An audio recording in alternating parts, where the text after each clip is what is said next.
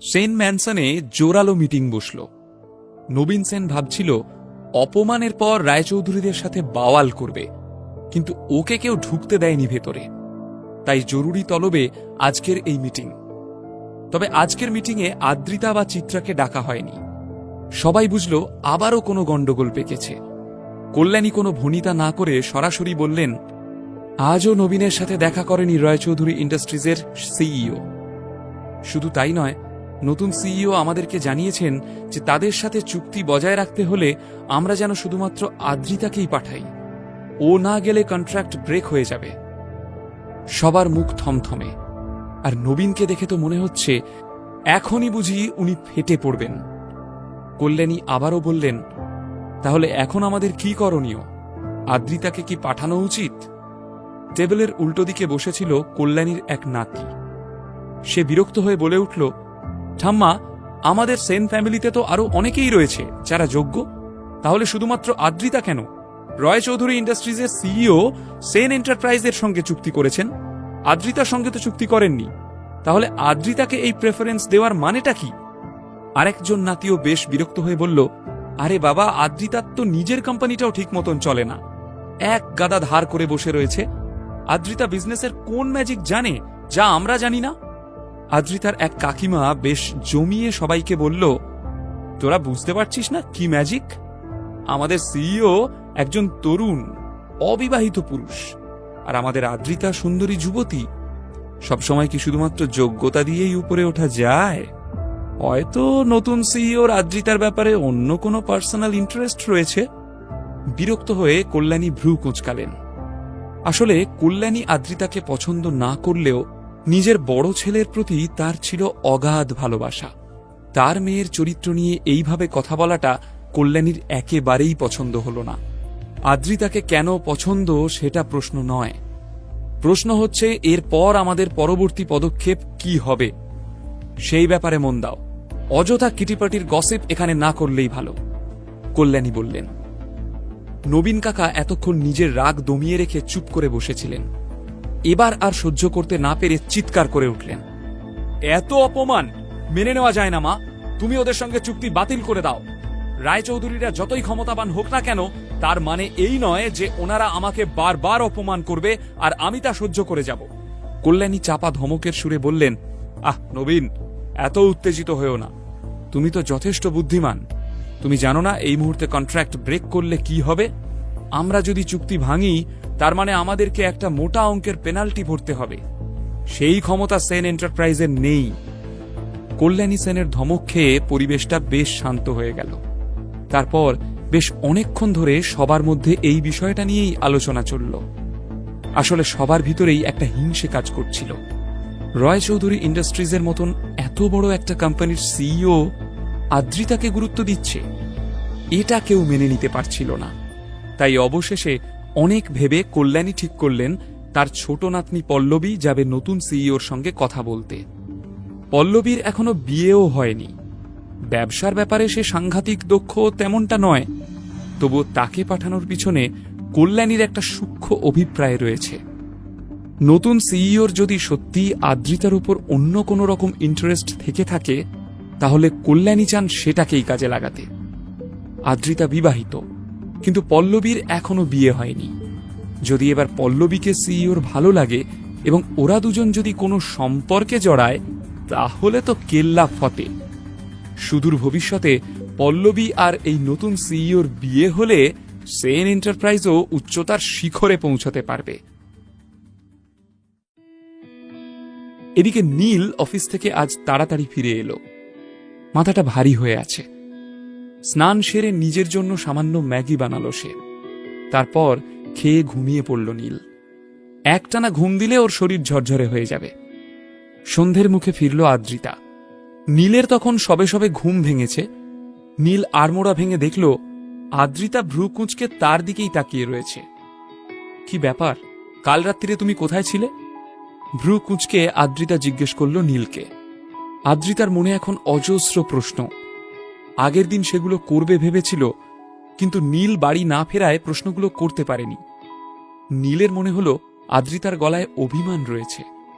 সে একটু হেসে বলল, আর বলো না, অনেকদিন পর পুরনো বন্ধুর সঙ্গে দেখা হয়ে গেল, তাই গল্প করতে করতে কখন যে এত রাত হয়ে গেল বুঝতেই পারলাম না, তাই অত রাতে ওখানেই থেকে গেলাম। আদ্রিতা আর চোখে নীলের দিকে তাকিয়ে বলল, ও তাই? তা তুমি তোমার কোন পুরনো বন্ধুর সাথে ছিলে? কুশল? একদম ঠিক ধরেছ, মাথা নেড়ে বলল নীল। ভিতরে ভিতরে ভীষণ অবাক হয়ে যাচ্ছিল আদ্রিতা। এভাবে আগে কখনো বাইরে রাত কাটায়নি নীল। আর ওই কুশলের সাথেও কি এমন বন্ধুত্ব, কি কাহিনী আছে এর পিছনে? আদ্রিতা বাঁকা সুরে বলল, তার মানে তুমি বলতে চাইছো কুশল বাবুর সঙ্গে কাল রাতে আড্ডা দিতে গিয়ে বাড়ি ফিরতে পারোনি তুমি? তোমার মনে হয় কথাটা বিশ্বাসযোগ্য?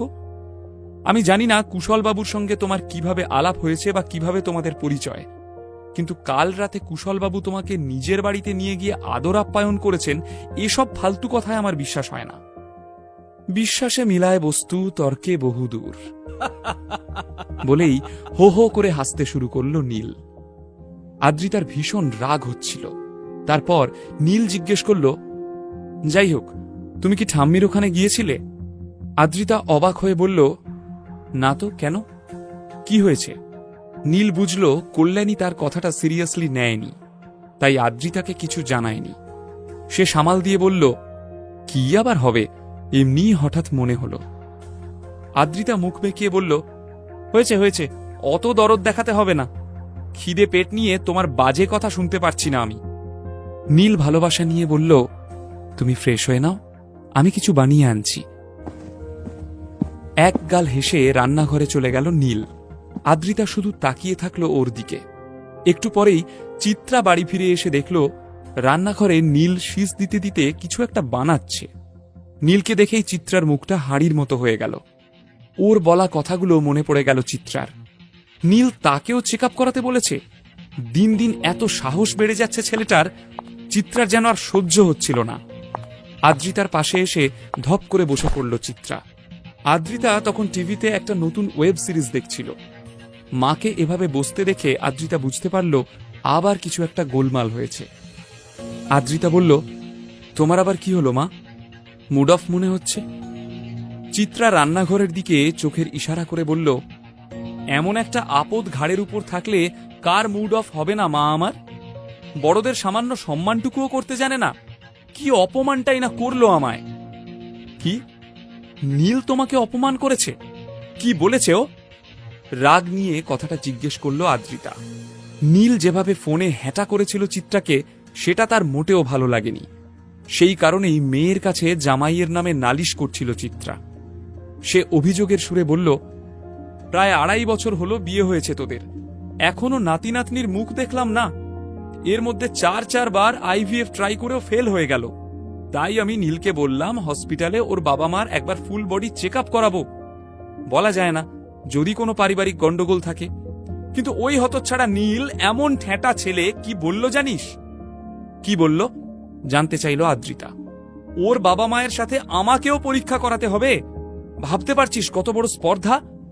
ও কি মনে করে আমাদের মধ্যে কোনো সমস্যা রয়েছে? চিত্রা অভিযোগ জানালো মেয়ের কাছে। আদ্রিতা মাথা চাপড়ে বলল, হায় ভগবান, তুমি এই নিয়ে এত চটে আছো? আমি ভাবলাম কি না কি। আচ্ছা মা, তুমি এরকম নাতি নাতনি করে খেপে উঠলে কেন বলো তো? আমি এখনই ফ্যামিলি প্ল্যানিং এর ব্যাপারে ভাবছি না। ট্রাই করেছিলাম, হয়নি, ঠিক আছে, পরে দেখা যাবে আবার। এখন আমি আমার কোম্পানিটার দিকে বেশি মন দিতে চাই। সবে মাত্র আমি আমার কোম্পানির ফিনান্সিয়াল ক্রাইসিস কাটিয়ে উঠেছি, এখনো অনেক কাজ বাকি। বাচ্চা হলে আমি কি সেইভাবে ছোটাছুটি করতে পারবো বলো? সো প্লিজ মা, তুমি আর এখন বাচ্চা বাচ্চা করে আমার মাথা খারাপ করো না। যেই মেয়ের কাছে জামাইয়ের নিন্দা করতে এসেছিল চিত্রা, সেই মেয়েই এখন উল্টো কথা বলছে। এবার আদ্রিতার উপরেই রেগে গেল সে। ভালো কথা বললে আজকাল দেখছি কারোর ভালো লাগে না। তোকে তো আর লোকের কথা শুনতে হয় না, আমায় শুনতে হয়। তাই আমার হয়েছে যত জ্বালা। অভিমানী সুরে কথাগুলো বলল চিত্রা। তারপরই মুখ হাড়ি করে দূরে গিয়ে বসল সে। ততক্ষণে নীল খাবার নিয়ে হাজির হলো বসার ঘরে।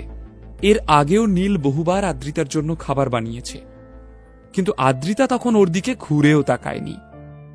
কিন্তু আজ প্রথমবার আদ্রিতা মন দিয়ে লক্ষ্য করল নীল যত্ন করে একটা বড় চীনামাটির প্লেটে চিকেন কাটলেট নিয়ে এসেছে। এবং তার উপর আবার টমেটো সস দিয়ে লিখেছে আদ্রিতা। সেটা দেখেই আদ্রিতা ব্লাশ করল, কিন্তু কোনো মতে তা লুকিয়ে নীলের থেকে প্লেটটা নিল সে। তারপর গম্ভীর মুখে নীলের দিকে তাকিয়ে বলল, থ্যাংক ইউ। তবে নীল কিন্তু আদ্রিতার লজ্জা পাওয়া মুখটা ঠিক দেখতে পেয়েছিল। লজ্জা পেয়ে আদ্রিতাকে যেন আরও মিষ্টি দেখাচ্ছিল। তারপর কাটলেট খেতে খেতে আদ্রিতা বলল, শোনো, এখনই তোমার বাবা মাকে নিয়ে আসতে হবে না। পরে যদি কখনো এই ব্যাপারে আমরা ভাবনা চিন্তা করি তখন দেখা যাবে। কথাটা শুনে চিত্রা এক মুহূর্ত দাঁড়াল না, বিরক্ত মুখে উঠে দাঁড়াল। তারপর দুমদুম করে পা ফেলে নিজের ঘরে চলে গিয়ে দাঁড়াম করে দরজাটা বন্ধ করে দিল। আদ্রিতা বুঝল মা ভীষণ রেগে গিয়েছে, কিন্তু এখন ঘাটিয়ে লাভ নেই। কাটলেট এবং ওয়েব সিরিজে মন দিল সে। পুরো ব্যাপারটা দেখে মনে মনে ভীষণ খুশি হল নীল। জীবনে প্রথমবার আদ্রিতা নিজের মায়ের বিপক্ষে গিয়ে নীলকে সাপোর্ট করল। এটা যে নীলের কাছে কতখানি প্রাপ্তি সেটা বোঝানোর মতো ভাষা নীলের কাছে নেই। শুধু কৃতজ্ঞতার সাথে সে বলল, থ্যাংক ইউ। অবাক হয়ে নীলকে দেখল আদ্রিতা। তারপর বিরক্ত হয়ে বলল, তোমার কি মাথা খারাপ হয়ে গেছে? সেদিন পার্টিতে তো তুমি শুনলে ঠাম্মা পুরো দায়িত্বটাই নবীন কাকার হাতে তুলে দিয়েছে। আমাকে সেখানে দায়িত্ব দেওয়ার কোনো প্রশ্নই ওঠে না। এসব ভুলভাল চিন্তাভাবনা তোমার মাথায় আসে কোত্থেকে বলো তো? নিজে তো ব্যবসার কিছু বোঝো না, আবার এসেছে আমাকে জ্ঞান দিতে। আসলে আদ্রিতা এই প্রসঙ্গটাকে এড়িয়ে যেতেই চাইছিল। যতবার তার মনে পড়ছিল যে তার কৃতিত্বকে অস্বীকার করে নবীন কাকার হাতে সমস্ত দায়িত্ব তুলে দিয়েছে ঠাম্মা, ততবারই ভিতরে ভিতরে সে জ্বলে মরছিল। তাই এই প্রসঙ্গটা ভুলে থাকতে চাইছিল সে, কিন্তু বারবার ওই কথাগুলো মনে করিয়ে দিচ্ছিল নীল। তাই নীলের উপরই গিয়ে পড়ছিল আদ্রিতার রাগটা। তবে নীল রাগ করল না। ও বুঝতে পারল আদ্রিতার মনের অবস্থা, কিন্তু নীল যেটা বলছে সেটা করাই আদ্রিতার জন্য শ্রেয়। তাই জোর দিয়ে বলল, যে কথাটা বললাম সেটা মাথায় রেখো। এই বলেই পাশ ফিরে শুয়ে ঘুমিয়ে পড়ল নীল। আদ্রিতার কিন্তু অনেকক্ষণ ঘুম এলো না।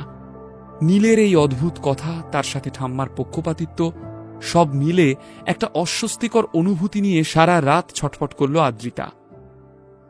পরের দিন সকালে আদ্রিতা অফিস বেরিয়ে যাওয়ার পর নীল তৈরি হয়ে বেরিয়ে পড়ল নিজের কাজে। সিইওর পদে যোগ দেওয়ার পর থেকে দিনগুলো বেশ ভালোই কাটছিল নীলের। এই পদে যোগ দেওয়ার পর থেকে তার সারা দিনের কাজ হল কিছু গুরুত্বপূর্ণ সিদ্ধান্ত নেওয়া আর সই করা। বাকিটা সময় বেশ নিশ্চিন্তে চেয়ারে গা এলিয়ে আর চায়ের কাপে চুমুক দিয়েই কেটে যায় তার। নীলের সেক্রেটারি নন্দিতা এতই কাজের যে নীলকে বিশেষ পরিশ্রম করতেই হয় না। নন্দিতা নিজের বুদ্ধিতেই বুঝে বুঝে ঠিক কাজগুলো করে ফেলে। শুধু মাঝে মাঝে পারমিশন নিতে আসে নীলের কাছে। আজও নিজের চেয়ারে হেলান দিয়ে চা খেতে খেতে বড় কাঁচের জানলা দিয়ে বাইরেটা দেখছিল নীল। তখনই কেবিনের দরজায় নক করে ভেতরে প্রবেশ করল নন্দিতা। স্যার, সেন এন্টারপ্রাইজের তরফ থেকে একজন রিপ্রেজেন্টেটিভ এসেছেন, আপনার সঙ্গে কথা বলতে চান, নন্দিতা বলল নীলকে। মনে উৎসাহ নিয়ে নীলও জিজ্ঞেস করল, কে, আদ্রিতা? না স্যার, পল্লবী সেন এসেছেন। আমি ওনাকে ওয়েটিং লাউঞ্জে বসিয়ে রেখে এসেছি। ঘাড় নেড়ে কথাগুলো বলল নন্দিতা। মুখটা গম্ভীর হয়ে গেল নীলের। বিড়বিড় করে বলল, এই কল্যাণী সেনের কি কথা কানে ঢোকে না? কালকে স্পষ্ট করে বলে দিলাম আমি আদ্রিতা ছাড়া অন্য কারোর সঙ্গে সেন এন্টারপ্রাইজের ডিলের ব্যাপারে কথা বলবো না। তারপরেও এই পল্লবীকে পাঠানোর কি মানে? বিরক্তিকর একদম। নন্দিতা বুদ্ধিমতী, নীলের অবস্থা বুঝে জিজ্ঞেস করল, আমি কি এনাকেও সেম কথা বলবো যা নবীন সেনকে বলেছিলাম? নীল নন্দিতার দিকে তাকিয়ে হাসি মুখে সম্মতি জানালো। বাস, নন্দিতাও বুঝে গিয়ে বেরিয়ে গেল কেবিন থেকে। পল্লবী সেন বাড়ির মধ্যে বেশ আদরের, তাকে দেখতেও খুব সুন্দর। আদ্রিতা থেকেও তার চেহারায় আকর্ষণ অনেক বেশি। আজ অবধি বহু ছেলে তার প্রেমে পড়েছে। অনেকেই আছে যারা তাকে শুধু একবার দেখার জন্য চোখ পেতে থাকে। এই পল্লবী বহু পুরুষকে প্রত্যাখ্যান করেছে, কিন্তু নিজে কখনো কারোর কাছ থেকে প্রত্যাখ্যান পায়নি।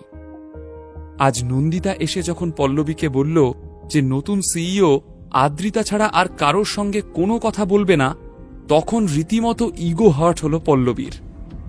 রয় চৌধুরী ইন্ডাস্ট্রিজ থেকে বেরিয়ে সে সোজা পৌঁছে গেল কল্যাণী সেনের কাছে। তার গনগনে আগুনের মতো মুখ দেখে কল্যাণী সেন বুঝতে পারলেন কিছু একটা ঘটেছে। পল্লবী গড়গড় করে বলে গেল তার অপমানের কথা। শুনে স্তব্ধ হয়ে গেলেন কল্যাণী। ওদিকে নীল এসব ভেবে হাসতে থাকল। ঠাম্মি গো, বেশ বুদ্ধি করেই চালটা চেলেছিলে। ভেবেছিলে পল্লবীর মতো রূপসীকে দেখে হয়তো আমার মন গলে যাবে। হায় রে ঠাম্মি, তুমি যদি জানতে যে দুর্ভাগ্যক্রমে আমি অলরেডি তোমার নাচ জামাই। এসব ভেবে সজোরে হাসতে থাকল নীল। ওদিকে সব শোনার পর কল্যাণী বেশ কিছুক্ষণ গুম মেরে বসে রইলেন। এখন আদ্রিতাকে দায়িত্ব দেওয়া ছাড়া তার হাতে আর কোনো উপায় ছিল না। তিনি ঠান্ডা মাথায় ভাবলেন, এখন দরকারে আদ্রিতাকেই কাজে লাগাতে হবে। নিজের মোবাইলটা তুলে নিয়ে ডায়াল করলেন আদ্রিতার নাম্বার।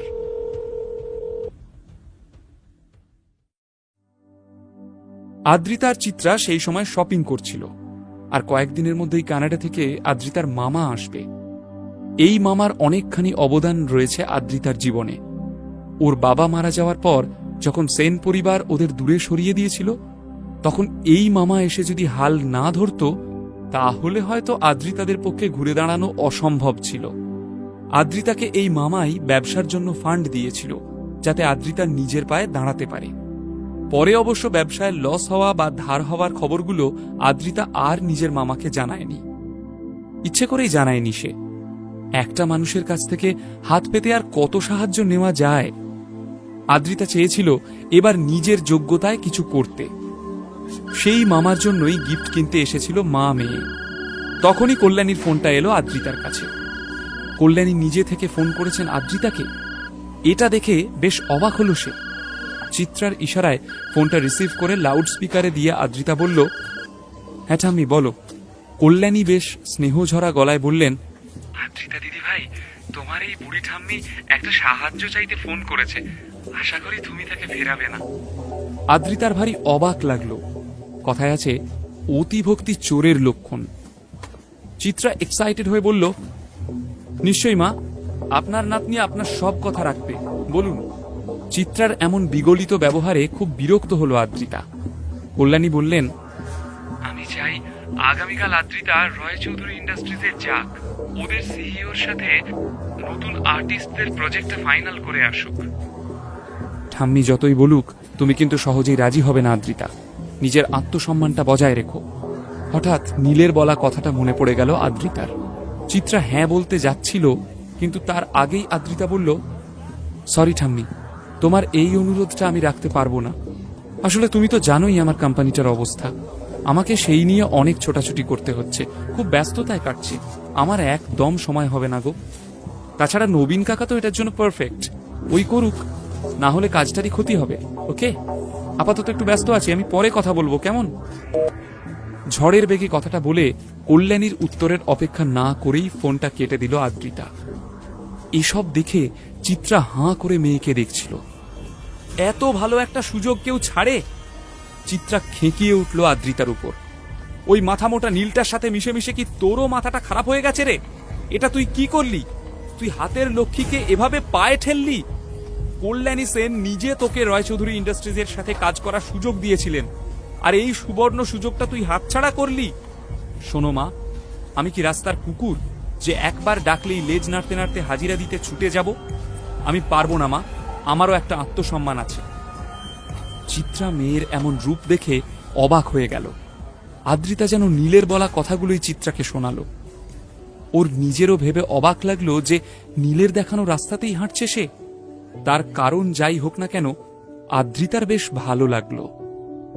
চিত্রা এখনো শপিং করছিল। আদ্রিতা বাইরে এসে ফাঁকা জায়গায় বসে নীলকে একটা মেসেজ লিখল। আজ ঠাম্মা ফোন করে আমাকে রয় চৌধুরী ইন্ডাস্ট্রিজে যেতে বলেছিল ব্যবসার ব্যাপারে কথা বলার জন্য। আমি না বলে দিয়েছি। বলো এখন কি করব?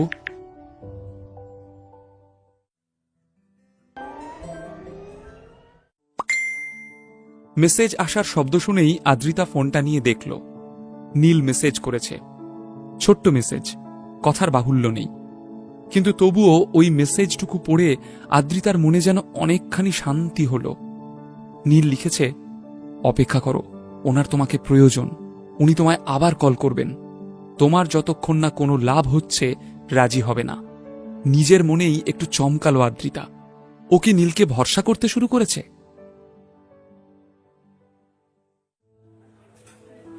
রেস্টুরেন্টে ঢুকেই নীল দেখল কুশল আগে থেকেই এলাহি লাঞ্চের অর্ডার দিয়ে রেখেছে। টেবিল জোড়া খাবার। নীল চেয়ারে বসতে বসতে বলল, তুই কি আমাকে রাক্ষস মনে করিস? এত খাবারের অর্ডার দিয়েছিস কেন? দাঁড়া, আরো আছে। একটা রহস্যময় হাসি নিয়ে কথাটা বলল কুশল।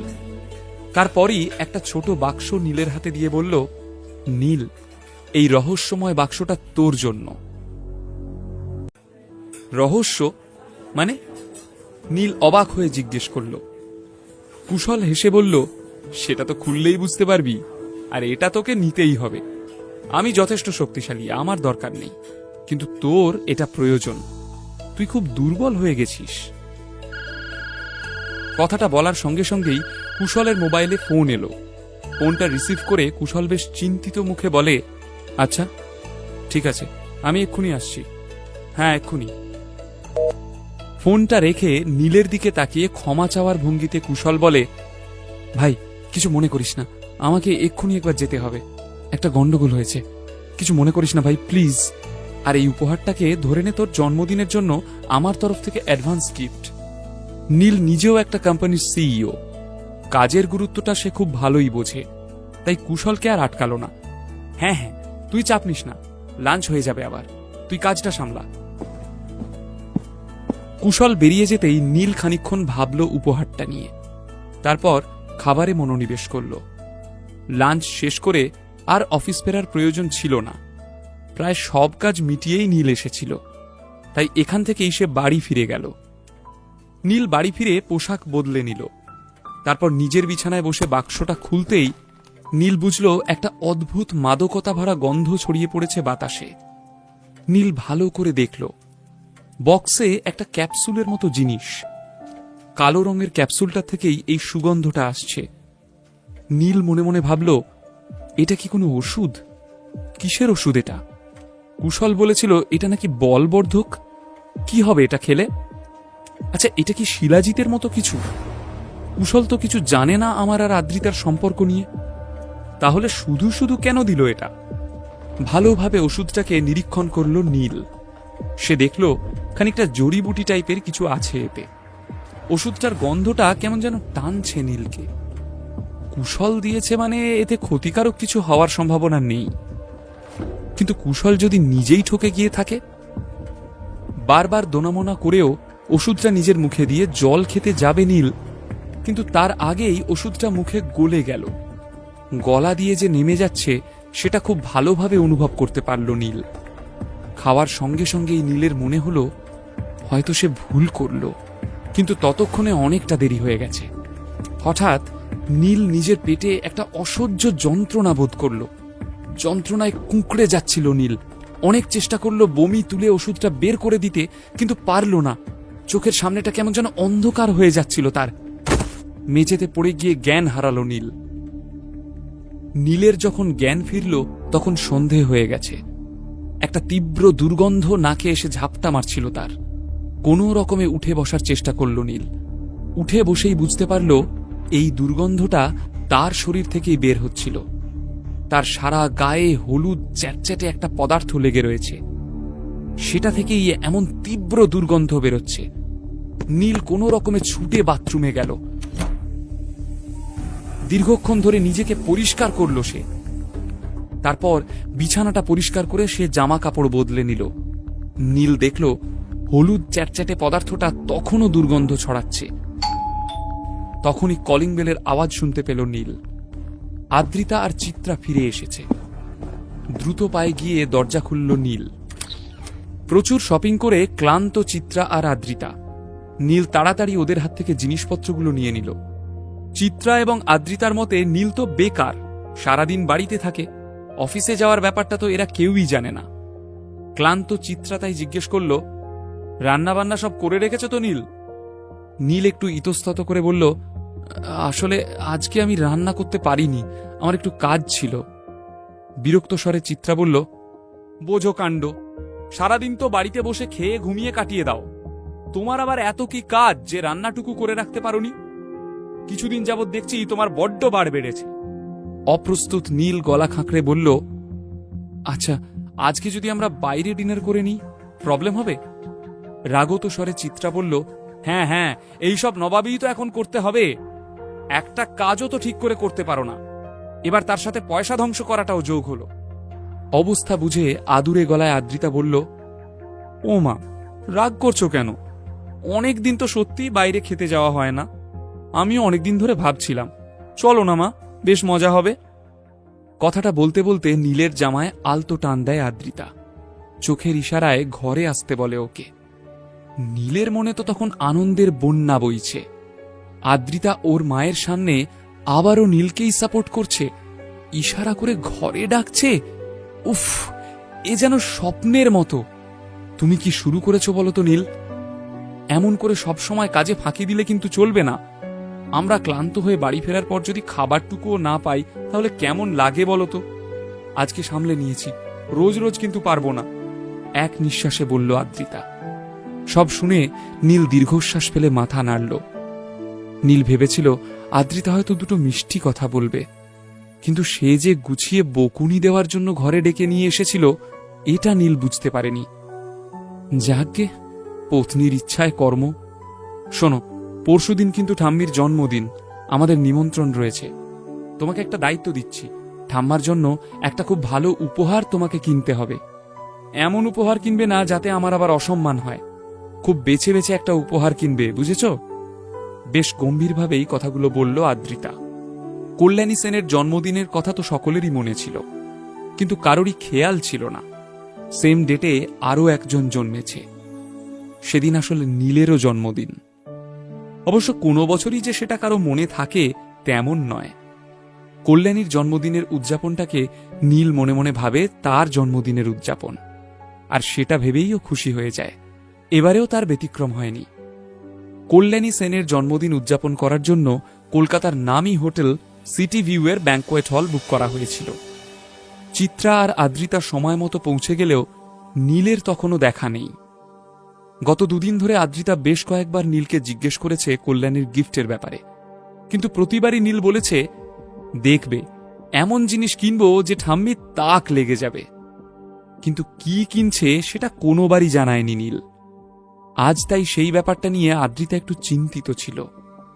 ঠোঁট কামড়ে ভাবছিল, নীলের উপর এতটা ভরসা করা কি ঠিক হলো? তার চেয়ে বোধহয় আমিই গিফটটা কিনলে ভালো হতো। কিন্তু নীল গেলটা কোথায়? কি এটা? হ্যাঁ, এটা দেখে তো ফলের এক্সপোর্ট বক্স মনে হচ্ছে। নীলের হাতে একটা কাঠের সাদামাটা বক্স দেখে ঠোঁট কামড়ে জিজ্ঞেস করল আদ্রিতা। সবে মাত্র নীল এসে পৌঁছেছে, কিন্তু কিছু বলার আগেই আদ্রিতার হুঙ্কারে চমকে গেল নীল। আদ্রিতা ভীষণ রেগে গিয়েছে। নীলের বোকামো দেখে নিজেকেই একটা চড় মারতে ইচ্ছে করছিল আদ্রিতার। এবার এতগুলো দামি দামি গিফটের ভিড়ে এই সস্তার গিফটটা কল্যাণী সেন দেখবেন, আর অমনি আদ্রিতাকে সবার সামনে হাসির খোরাক হতে হবে। কথাটা ভাবতেই পার্টিতে যাওয়ার ইচ্ছেটাই চলে গেল আদ্রিতার। তোমার কি কোনো কালেই কোনো বুদ্ধি হবে না? কি নিয়ে এসেছো তুমি এটা? হে ভগবান, আবার মানুষের কথা শুনতে হবে। অ্যাটলিস্ট একটা গিফট র্যাপার দিয়ে র্যাপ করে তো নিয়ে আসতে। ধ্যাত! চিত্রা বিরক্ত হয়ে কথাগুলো বলল নীলকে। নীল বুঝিয়ে বলল, শুধু শুধু রাগ করে কি লাভ? বাক্সের ভিতরে যেটা আছে সেটা দেখলে যে কেউ বলে দেবে যে এই উপহারটা ঠাম্মির কতটা পছন্দ হবে। থাক, আমার দেখে কাজ নেই। চিত্রা আবারও চাপা ধমকের সুরে কথাটা বলল। আদ্রিতা বিরক্ত হয়ে বলল, উফ, তোমরা দুজন থামবে এবার? এটা নিয়ে আর কোনো হাঙ্গামা করো না। যেখানে সবার গিফট রাখা হবে কায়দা করে সেটা নিচে রেখে দিও, যাতে কেউ বুঝতে না পারে ওটা কে দিয়েছে। তাতে অন্তত আমাদের মানটা বাঁচবে। আর কি করার আছে, একবার বউ বলেছে তো সেটাই করতে হবে। হতাশ হয়ে কাঁধ ঝাঁকালো নীল। একটু পরেই কল্যাণী সেন পার্টিতে এসে উপস্থিত হলেন। সবাই তাকে অভিনন্দিত করল। বড় লোকেদের পার্টির একটা বৈশিষ্ট্য হলো, এখানে উপহার দেওয়ার সময় সকলে যতটা না আন্তরিকভাবে উপহার দেয়, তার থেকে অনেক বেশি অপরে কি উপহার দিল তা নিয়ে মাথা ঘামায়। আজও তার ব্যতিক্রম হল না। এদের মধ্যে পল্লবী যে উপহারটা দিল সেটা ছিল নজর কাড়া, একটা হীরের পেন্ডেন্ট। কল্যাণী তো ভীষণ খুশি। মুখে চওড়া হাসি নিয়ে তিনি বললেন, আমার এই ছোট নাতনি নিজেই হীরের টুকরো। তবে দুঃখের কথা, ওকে তো আর আমি বেশি দিন আমার কাছে আটকে রাখতে পারবো না। বিয়ে হলে সেই তো পরের ঘরে পাঠিয়ে দিতে হবে, আর এই বুড়ি ঠাম্মা তখন একা হয়ে যাবে। ঠাম্মার কথা শুনে লাজুক হাসি হেসে পল্লবী বলল, না না ঠাম্মি, আমি তোমায় ছেড়ে কোথাও যাব না। নীল যদিও হীরেটাকে দূর থেকে দেখেছিল, তবুও বলল, সত্যি পেন্ডেন্টটা খুবই সুন্দর দেখতে। গর্বিত স্বরে পল্লবী বলল, হ্যাঁ, 1 কোটি দিয়ে কিনেছি, সুন্দর তো হবেই। নীল ভালো করে দেখে জিজ্ঞেস করল, তুমি শিওর এটার দাম 1 কোটি? কিন্তু এই পেন্ডেন্টটার তো এত দাম হওয়ার কথা না, এটার দাম খুব বেশি হলে 50 লাখ হবে। আসলে হিরে যত ট্রান্সপারেন্ট হবে তত দামি হবে হিরেটা, কিন্তু এই হিরেটা একটু ঘোলাটে। পল্লবী শুকনো মুখে বলল, কিন্তু আমার বন্ধু যে 1 কোটি টাকা দাম নিল, তোমার বন্ধু কিন্তু তোমায় ঠকিয়ে দিয়েছে। নীল সান্ত্বনার সুরে কথাটা বলল পল্লবীকে, কিন্তু মুখ কালো করে দাঁড়িয়ে থাকলো পল্লবী। ঠিক তখনই বেশ জোরে হাঁক ডাক করতে করতে ভেতরে এলেন নবীন সেন। মা, মাগো, দেখো কে এসেছে তোমার জন্মদিনে। কল্যাণী উৎসুক গলায় জিজ্ঞেস করলেন, কে রে, কে এলো? এই দেখো মা, বিজন এসেছে। বেশ গদগদ হয়ে কথাটা বললেন নবীন। নীল, আদ্রিতা সবাই ঘুরে দেখল বিজনকে। এই পার্টিতে বিজন আসবে তা দুজনেই জানত না। বিজনকে বেশ সন্দেহ নিয়ে দেখল নীল। বিজনের আশাটা নীলের ভালো ঠেকল না। ও বুঝতে পারল নিশ্চয়ই কোনো মতলবে এসেছে বিজন। হঠাৎ বিজন কেন এসেছে এই পার্টিতে? নীল কেন সন্দেহ করছে ওকে? কি মতলব নিয়ে এসেছে বিজন? বিজনের জন্য নীল এবং আদ্রিতার মধ্যে কি ব্যাপার? বিজন, তুমি এত দেরি করে এলে? আমি ভেবেছিলাম তুমি অনেক আগে আসবে। কপট অভিমান ভরা গলায় কথাটা বললেন কল্যাণী। বিজন একটু হেসে বলল, ট্রাফিকে আটকে গিয়েছিলাম ঠাম্মা, সো সরি। বিজনকে দেখে কে বলবে ও আদতে দেউলিয়া? সুন্দর পরিপাটি চুল আঁচড়ানো, তার সঙ্গে ঝকমকে পোশাক আশাক, হাতে সুন্দর র্যাপারে মোড়া একটা গিফট। সেটা কল্যাণীর হাতে তুলে দিয়ে বিজন বলল, শুভ জন্মদিন ঠাম্মা। বিজনের কাছে যেটুকু টাকা বেঁচেছিল আজ তার সবটুকু দিয়ে সে নিজে সাজগোজ করেছে এবং এই উপহারটা কিনেছে। আজ মরণপণ তাকে তার অভিসন্ধি পূরণ করে নিজের কাজ হাসিল করতে হবে। কল্যাণী ভীষণ একটা ফেক হাসি নিয়ে বললেন, ও মা, কি সুন্দরভাবে প্যাক করা, অনেক অনেক ধন্যবাদ তোমায় বিজন। শুধু ধন্যবাদে কাজ হবে না, আজ তো আমার রিটার্ন গিফট চাই। আমি তো আজকে গিফট নিতে এসেছি ঠাম্মা, আর সেই গিফটটা শুধু তুমি আমায় দিতে পারবে। বিজন বেশ জোর দিয়ে বলল কথাটা। বিজনের কথা শুনে সবাই ওর দিকে তাকালো। রিটার্ন গিফট নেবে ভালো কথা, কিন্তু বিজনের আওয়াজে একটা জেদ রয়েছে, তাই সবার দৃষ্টি এখন ওদিকেই। কি এমন চাইবে বিজন? বিজন লাজুক হেসে শান্তভাবে বলল, ঠাম্মা, আমি আদ্রিতাকে খুব ভালোবাসি, আমি ওকে বিয়ে করতে চাই। বিজনের কথা শুনে সবাই চমকে গেল। সবাই জানে আদ্রিতা নীলের স্ত্রী, জেনে শুনেও বিজন এমন অদ্ভুত কথা কেন বলছে? কিন্তু বিজন, তুমি তো জানো আদ্রিতা বিবাহিত, তা সত্ত্বেও তুমি ওকে বিয়ে করতে চাও? অপ্রস্তুত কল্যাণী শান্তভাবে জিজ্ঞেস করলেন বিজনকে। দেখুন ঠাম্মা, আমার কাছে ভালোবাসাটাই আসল। আমি আদ্রিতাকে ভালোবাসি, তাই আমি ওকে বিয়ে করতে চাই। আমার কিছু যায় আসে না ওর বিয়ে হয়েছিল কি হয়নি। বেশ জোর দিয়ে কথাটা বলল বিজন। এই বিজন, তোমার সাহস তো কম নয়, তুমি আমারই সামনে দাঁড়িয়ে আমার বউকে বিয়ে করার কথা বলছো। নীল অনেকক্ষণ ধরেই শুনছিল বিজনের কথা। এবার আর নিজেকে ধরে রাখতে পারল না। বিজনের কাছে গিয়ে বেশ গম্ভীরভাবে কথাগুলো বলল নীল। নীলের কথা শেষ হলো না, নবীন সেন ওর সামনে এসে চিৎকার করে বললেন, চুপ কর অপদার্থ, তোর সাথে বিজনের তুলনা? বিজনের মতো জামাই পেলে আমাদের পরিবার বর্তে যাবে। তোর কি যোগ্যতা আদ্রিতার স্বামী হওয়ার? আদ্রিতার সঙ্গে তোর ডিভোর্স করিয়ে বিজনের সাথেই আদ্রিতার বিয়ে দেব, বুঝেছিস? আদ্রিতা বিব্রত মুখে এদিক ওদিক দেখছিল। কি হচ্ছে, কেন হচ্ছে কিছুই বুঝতে পারছে না সে। তার মতামত কেউ জানতেও চাইছে না। সে কি আদৌ বিজনকে বিয়ে করতে চায় কিনা তা নিয়ে কারো মাথা ব্যথাই নেই। নবীন কাকা, আমি আপনাকে যথেষ্ট সম্মান করে চলি, কিন্তু তার মানে এই নয় যে আপনি যা তা বলবেন আর সেটাই আমাকে মেনে নিতে হবে। গম্ভীর হয়ে কথাগুলো বলল নীল। নবীন কাকা একদম নীলের চোখে চোখ রেখে বললেন, কেন রে, কি করবি তুই? মারবি আমাকে? আমার হাতের একটা ঘুষি খেলে না ছিটকে পড়বি। সাহস তো কম নয় তোর। এবার কিন্তু আপনি বাড়াবাড়ি করছেন। আমি কিন্তু ভুলে যাব যে আপনি আদ্রিতার কাকা। বেশ রুক্ষ স্বরে হুমকি দিয়ে বলল নীল। তখনই নবীন কাকা ঘুষি পাকিয়ে এগিয়ে গেলেন নীলের দিকে। যন্ত্রণায় কোকিয়ে উঠলেন নবীন সেন। নীলকে তিনি মারতে গিয়েছিলেন বটে, কিন্তু তার আগেই নীল তার হাত চেপে ধরে এমন মোচড় দিল যে নবীনের সব বাতেলা শেষ। নিজের কলেজ জীবনে নবীন সেন মারপিট করে বেশ কয়েকবার কলেজ থেকে সাসপেন্ড হয়েছিলেন। সেই সময় অনেকেই নবীন কাকার এই গুন্ডাগিরিতে ভয় পেত।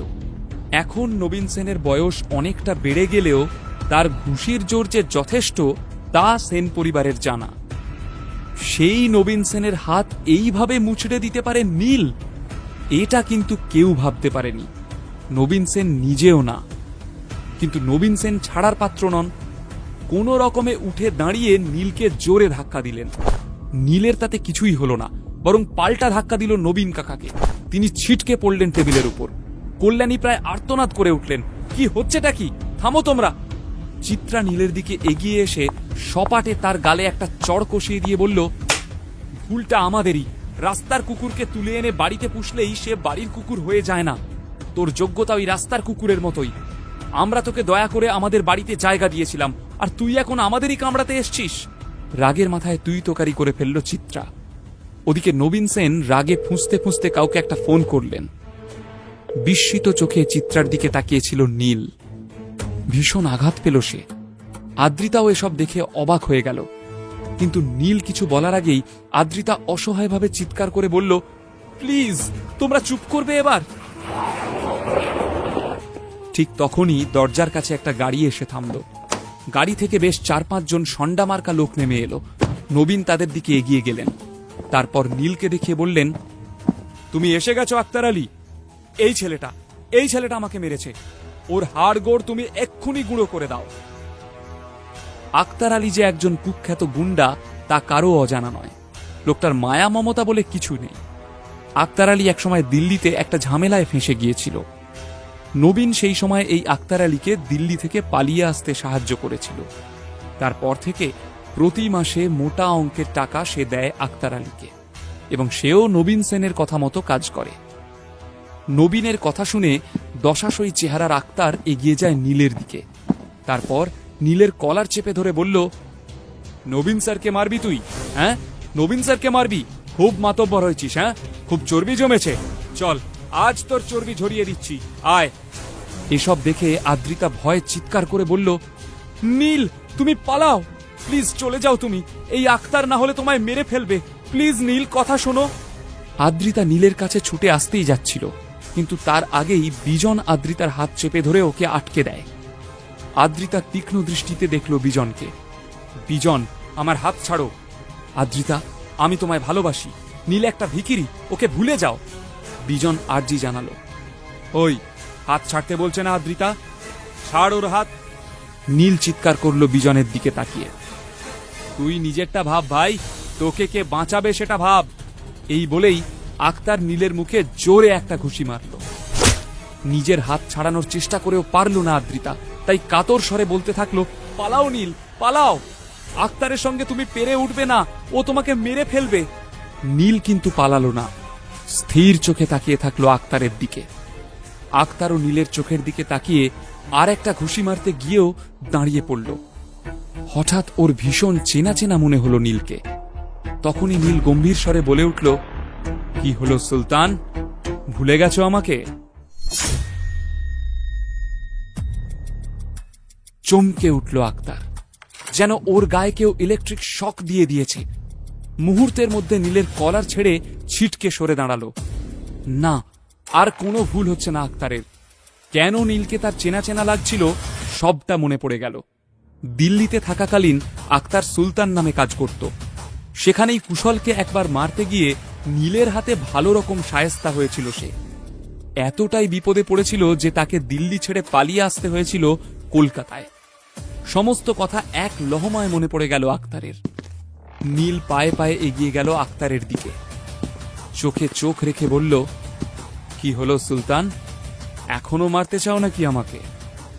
আক্তার ভয়ে নীলের পায়ে পড়ে গেল। না না না, আমার ভুল হয়ে গেছে স্যার, খুব বড় ভুল হয়ে গেছে। রক্তাক্ত চোখে আক্তার ফিরে তাকালো নবীনের দিকে। নবীন আশ্চর্য হয়ে গেল আক্তারের এই আচরণে। কে সুলতান? কেন সে এমন ভয় পেয়ে গেল? কেন সে নীলের কাছে ক্ষমা চাইছে? কিছুই বুঝে উঠতে পারল না নবীন সেন। আক্তারের চেহারায় ভয়ানক রাগের অভিব্যক্তি ফুটে উঠল। হাতের মুঠো শক্ত করে বলল, এ কাকে মারার জন্য তুই আমায় ডেকেছিস? হ্যাঁ, তুই জানিস ও কে? আজ তোরই লাইফ শেষ করে দেব আমি, শয়তান। এই বলে নবীনের কলার ধরে তাকে প্রায় ছিটকে ফেলে দিল মাটিতে। সঙ্গে আসা সন্ডা লোকগুলো এগিয়ে এলো নবীনের দিকে।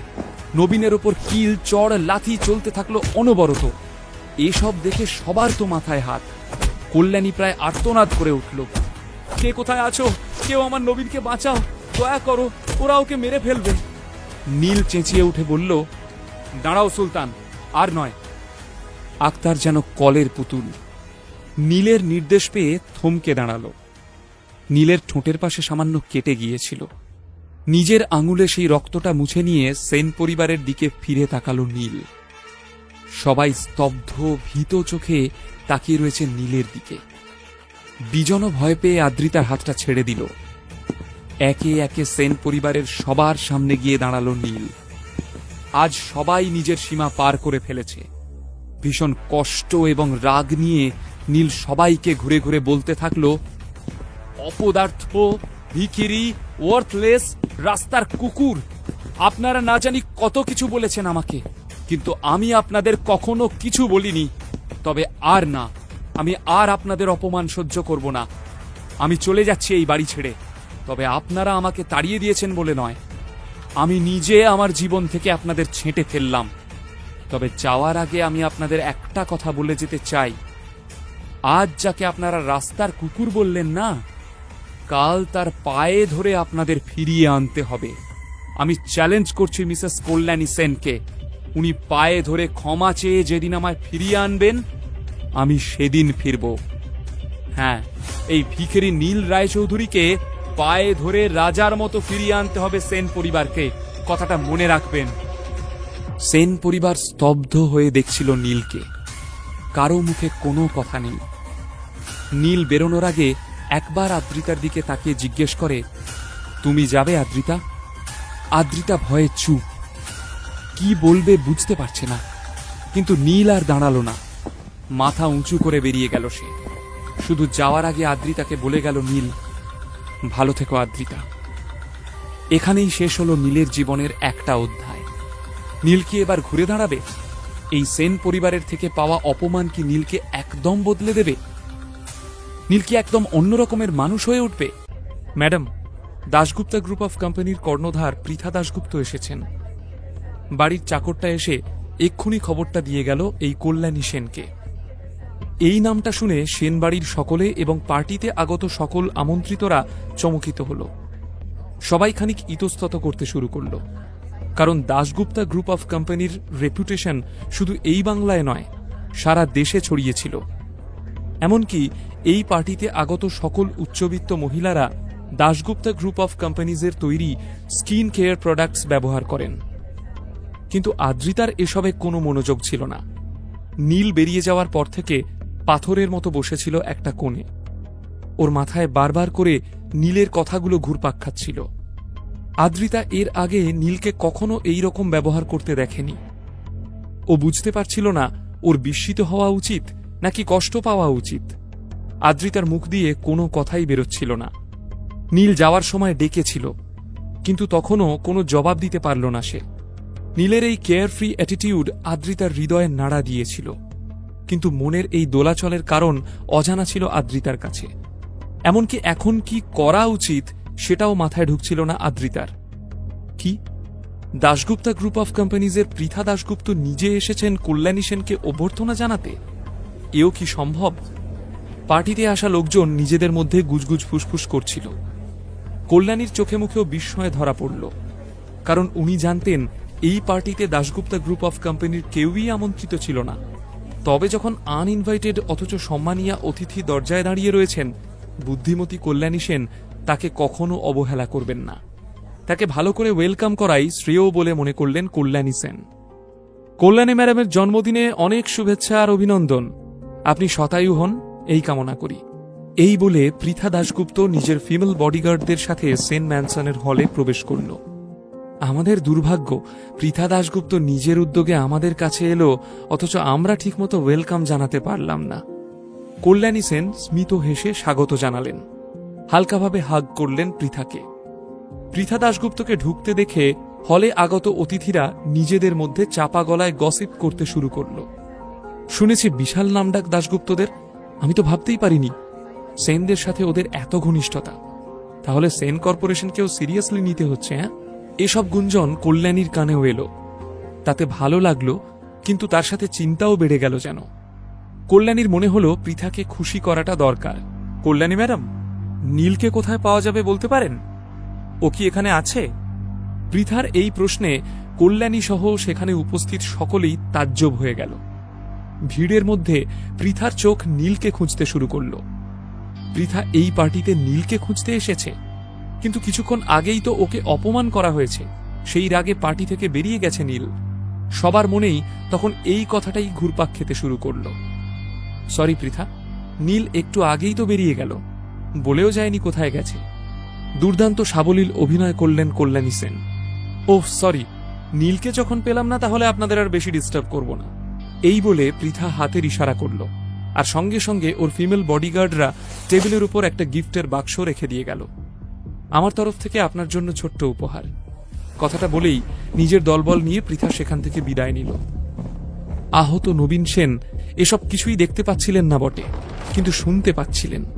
এই সব কথাবার্তা শুনে উনি ওনার আহত শরীরের ব্যথা বেদনার কথা ভুলে গেলেন। ওনার প্রতিক্রিয়া ছিল দেখার মতো। শুধু ওনার নয়, সেন পরিবারের সকলেই স্তম্ভিত। বিনা মেঘে বজ্রপাত হয়ে গেল যেন। 2 বছর ধরে যে ঘর জামাইকে তারা অপদার্থ ভেবে এসেছে, তাকে খুঁজতে এসেছিল পৃথা দাশগুপ্ত। আসলে নীল যে একটা হীরের টুকরো, সেটা এরা এখনো অনুধাবন করতে পারেনি। কল্যাণী সেন গম্ভীর গলায় অর্ডার দিলেন, আরে তাড়াতাড়ি দেখো সবাই, নীল কোথায় গেল, যেখান থেকে পারো ওকে খুঁজে নিয়ে আসো। আদ্রিতা এতক্ষণ তো নীলের কথাই ভাবছিল, কিন্তু হঠাৎ করে সবাই নীলকে খোঁজা শুরু করবে সেটা আদ্রিতা ভাবতে পারেনি। হুশ ফিরতেই ও দ্রুত পায়ে বেরিয়ে গেল সেন ম্যানসনের হলঘর থেকে। ওকে বেরিয়ে যেতে দেখে বিজনও ওর পিছু নিল। বাইরে বেরিয়ে এসে আদ্রিতার নিজের মোবাইল থেকে নীলকে একবার ফোন করল। নীল সাড়া দিতেই আদ্রিতা বলল, কোথায় তুমি? রাস্তায়। কেন? চিন্তা করো না, আজ রাতেই আমি আমার সব জিনিসপত্র গুছিয়ে নিয়ে বেরিয়ে যাব তোমাদের বাড়ি থেকে। আহত গলায় নীল উত্তর দিল, ওয়েট ফর মি, আমি এক্ষুনি আসছি। আদ্রিতা উত্তেজিত হয়ে চিৎকার করে বলল কথাটা। রাস্তায় এসে ক্যাব বুক করতে শুরু করলো আদ্রিতা। ড্রাইভারকে লোকেশন বলতে শুনে বিজনের বুঝতে বাকি রইল না যে আদ্রিতা কোথায় যাচ্ছে। বিজন দ্রুত পার্কিংয়ের দিকে ছুটল নিজের গাড়ির উদ্দেশ্যে। আধ ঘন্টা পর আদ্রিতা ক্যাব থেকে নামতেই দেখতে পেল বিজন নিজের গাড়ি থেকে নেমে দৌড়ে ওর কাছে আসছে। চমকে গেল সে। বিজনের এই ফলো করে আসাটা ভীষণ চিপ মনে হচ্ছিল আদ্রিতার। আদ্রিতা, তুমি বাড়ি ফিরে এলে যে, কিছু নিতে ভুলে গেছিলে নাকি? বিজন এসে আদ্রিতার হাতটা চেপে ধরে বলল, নাও তাড়াতাড়ি করো, চলো আমরা ফিরে যাই, তোমার ঠাম্মা অপেক্ষা করছেন। আজই আমাদের বিয়ের অ্যানাউন্স করবে পার্টিতে। আমাকে যেতে দাও বিজন। আদ্রিতা ওর হাতটা বিজনের থেকে ছাড়িয়ে নেওয়ার চেষ্টা করল। বিজনকে জেদ করতে দেখে আরও রেগে গেল আদ্রিতা। সে বলল, তুমিও এখান থেকে চলে যাও বিজন, প্লিজ। বিজন হতাশ হয়ে জিজ্ঞেস করল, তুমি কি নীলকে খুঁজতে এসেছ?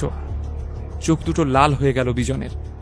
খানিক জোর খাটিয়ে বলল, হ্যাঁ মানছি, আমি নীলকে আন্ডার এস্টিমেট করেছিলাম, কিন্তু ঠাম্মা আমাদের বিয়েতে রাজি হয়ে গেছে আদ্রিতা। হাজব্যান্ডকে নিয়ে তোমার আর এম্বারেসড হতে হবে না। এরপর তুমি আমার পরিচয় বাঁচবে। ভুলে যাও এই নীলের কথা, জাহান নামে যাকো। বিজন ধীরে ধীরে অ্যাংশাস হয়ে উঠল। বিজন আসলে মিথ্যের আশ্রয় নিয়ে কল্যাণী সেনকে আদ্রিতার সাথে বিয়ে দিতে রাজি করিয়েছে। সেন পরিবারের কেউই বিজনের বর্তমান পরিস্থিতি নিয়ে অবগত নয়। ও এখন সহায় সম্বলহীন হয়ে পড়েছে।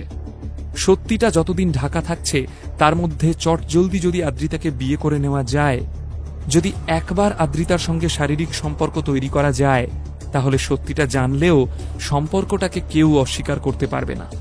সেন কর্পোরেশনকে নিজের উন্নতির স্বার্থে বিজন কাজে লাগাতে পারবে। সেন কর্পোরেশনের বিপুল সম্পত্তিও ও করায়ত্ত করার সুযোগ পাবে, নিজের বিজনেসটাও দাঁড়িয়ে যাবে। এক ঢিলে দুই পাখি। তাই বিজন নিজের এই প্ল্যানটাকে সাকসেসফুল করার চেষ্টায় মরিয়া হয়ে উঠেছে। না, আমি শেষবারের মতো একবার নীলের সাথে দেখা করতে চাই। এক মুহূর্তের জন্য আদ্রিতা হেজিটেট করল, কিন্তু সঙ্গে সঙ্গেই নিজেকে সংযত করে বলল, বিজন, ঠাম্মা হয়তো রাজি হয়েছেন, কিন্তু আমি তো তোমাকে বিয়ে করতে চাই না। তুমি ভুল বুঝছ। রাগে গড়গড় করতে করতে বিজন বলল, কেন, তুমি সত্যি ওই অপদার্থটাকে পছন্দ করো?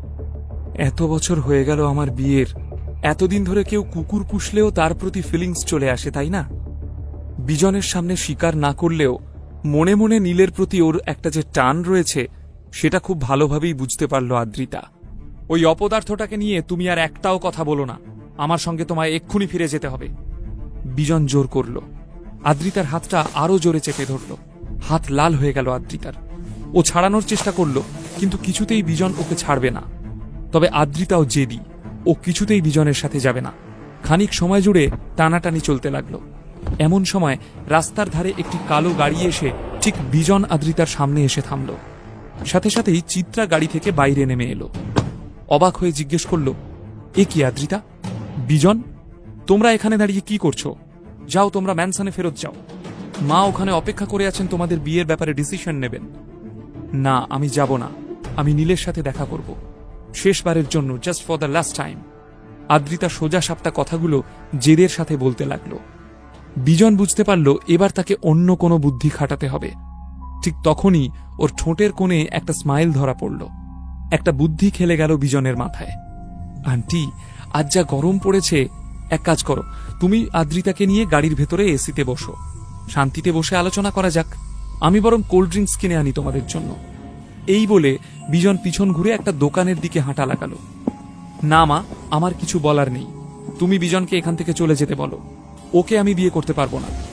বিজনের অনুপস্থিতিতে আদ্রিতা ওর মাকে নিজের মনের কথাগুলো শেয়ার করল। কিন্তু চিত্রা নিজেও চায় আদ্রিতা যেন বিজনকেই বিয়ে করে। তাই নরম গলায় চিত্রা বলল, লক্ষ্মী সোনা মেয়ে আমার, তুই আরেকটু ভাব, জীবনে এরকম সুযোগ বারবার আসে না রে বোকা। এই বলে চিত্রা আদ্রিতার হাত ধরে নিজের গাড়িতে গিয়ে উঠল। ওদিকে বিজনের মলিন মনে চলছিল অন্য জটিল হিসেব। ওর পকেটে ও একটা ওষুধ ক্যারি করছিল, অজ্ঞান করে দেওয়ার ওষুধ, যেটা সহজে জলে মিশে যায়, দেখেও কেউ আন্দাজ করতে পারে না। বিজন 2 বোতল কোল্ড ড্রিঙ্কস কিনল এবং তারপর তাতে ওষুধগুলো মিশিয়ে দিল। বিজনকে 2 হাতে কোল্ড ড্রিঙ্কস কিনে আনতে দেখে চিত্রা ওর মেয়েকে বলল, আদ্রিতা, দেখ একবার ছেলেটাকে, কতটা সেন্সিবল। আজ এত গরম, তোর কষ্ট হচ্ছে বলে ও কোল্ড ড্রিঙ্কস কিনে আনছে। ও তোর কত খেয়াল রাখে। আজ অবধি নীল তোকে একবার জিজ্ঞেস পর্যন্ত করেনি তোর কি লাগবে। বিজন বোতল দুটো বাড়িয়ে দিতে দিতে বলল, আন্টি, আদ্রিতা, নাও খাও, আর ঠান্ডা মাথায় ভাবো কি করবে। বোতল নিয়ে চুমুক দিতে শুরু করলো মা মেয়ে। বিজনও কপালে জমতে থাকা বিন্দু বিন্দু ঘাম মুছতে শুরু করলো। আজ সত্যিই বড্ড গরম পড়েছে কলকাতায়, বৃষ্টিই হচ্ছে না। চিত্রা আর আদ্রিতা দুজনেই ঢকঢক করে 8 বোতলের বেশি শেষ করে ফেলল। আদ্রিতা, শোনো, জেদ করো না, তুমি এখনই ম্যানসনে ফিরে যাবে, আর ঠাম্মার কথা মতো বিজনকেই বিয়ে করবে। আমি মনস্থির করে নিয়েছি, ওসব নীল ফিলকে ভুলে যাও এখন। এই বলে চিত্রা গাড়ির চাবিটা বন্ধ করে বিজনের হাতে দিয়ে দিল। কিন্তু মা, আমি শেষবার। আদ্রিতার কথাগুলো ক্রমশ জড়িয়ে যেতে শুরু করলো। ওর একটা অন্যরকম ফিল হলো, মাথাটা কেমন যেন ভারী হয়ে গেল, চোখ ভারী হয়ে বুঝে আসতে চাইল আদ্রিতার। আদ্রিতা কি জ্ঞান হারালো? চিত্রার তাহলে কি হবে? বিজন ওদের সাথে কি করতে চায়? কোথায় আছে নীল?